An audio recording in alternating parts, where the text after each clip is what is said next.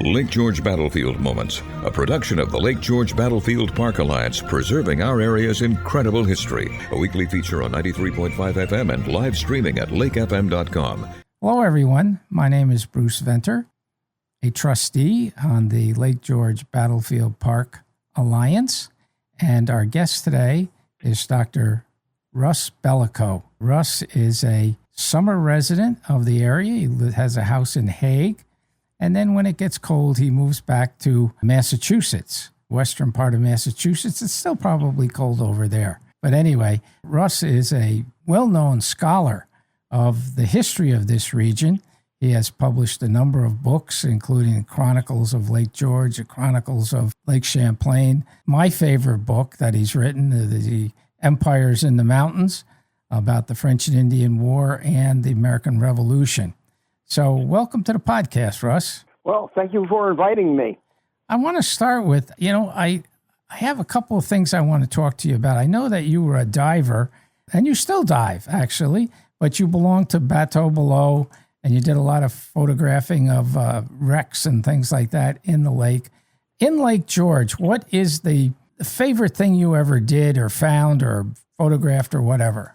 Well, without any doubt, it would be the radeau land tortoise, where in 1990 it was discovered by Joe Zarzinski and a research team, and I became the photographer and the historian on the original project. This is the really oldest intact shipwreck in North America, and I'm afraid it hasn't gotten as much publicity as it deserves. It is on the National Registry. It is a national historic landmark, and a lot of people don't know that. But this is a perfectly intact, 52-foot long floating battery. It's a very large vessel, and it was made with 7 gun ports. It does not have artifacts on it because it was purposely scuttled and sunk in the water to be retrieved the following year. It was going to be protected underwater from French raiders, but it ended up in 107 feet of water because they had a hard time sinking it. This was the size of a ranch house, and because of its configuration with its sloping upper sides, made it very difficult to get it down. And they didn't get it down until after dark in late October 1758.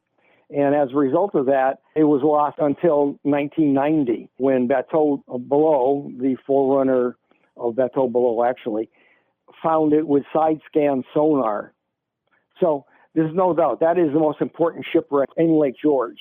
Russ, do you ever think that they'll bring this boat to the surface? No, it's, bringing a vessel like this to the surface would be such a unbelievable expense.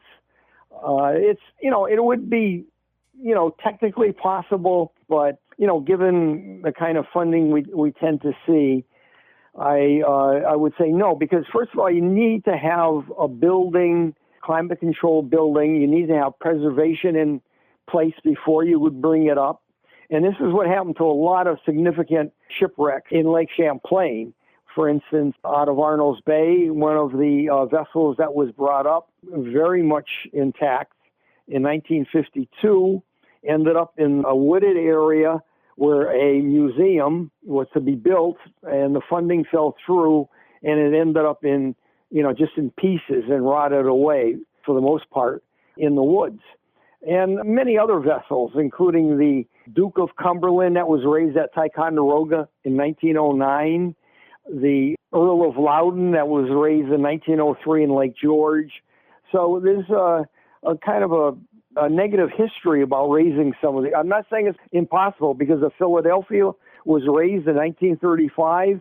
It did undergo some preservation by Colonel Hagelin, and that is in the Smithsonian Institution. I'm not saying it's impossible, but you have to have all your ducks in a row and millions of dollars ahead to even plan this. Yes. Now, you're familiar with the Sunken fleet that's over on the east shore of Lake George, and it used to be marked with buoys. Can you tell me, do you know why it's not being marked? This was part of the first underwater submerged preserves in New York State. And again, under the leadership of Joe Zarzinski and Bateau Below.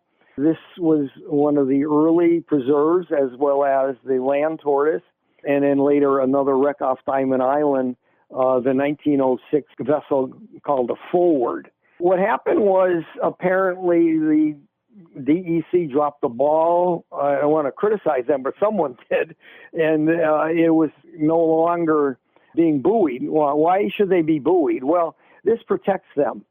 With today's sophisticated underwater type of duck finders, people can easily find some of these things. And as a result of that, they start throwing their anchor to dive on them. And it's the anchor damage that has destroyed a lot of vessels as the anchor drags across, hits the wreck, or lands in the wreck, and you pull it up and takes part of the wreck off. So this was for protection. I think there's some optimism under the leadership of John Denuzzo of the Battlefield Park.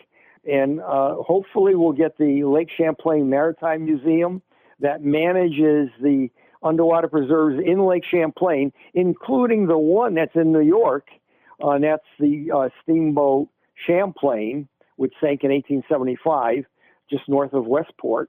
So I think there's some optimism that we'll reintroduce this and continue safeguarding these important shipwrecks. Yes, I know we could talk for hours about the shipwrecks that are in the water, both lakes. Thank you very much, Russ. I think people learned a lot. Thank you very much. Okay. All right. Well, thank you. Lake George Battlefield Moments, a production of the Lake George Battlefield Park Alliance, preserving our area's incredible history. For more on this topic, check out the Lake George Battlefield Park Alliance podcast. For more information, go to lakegeorgebattlefield.org and tune in every Saturday morning for Lake George Battlefield Moments.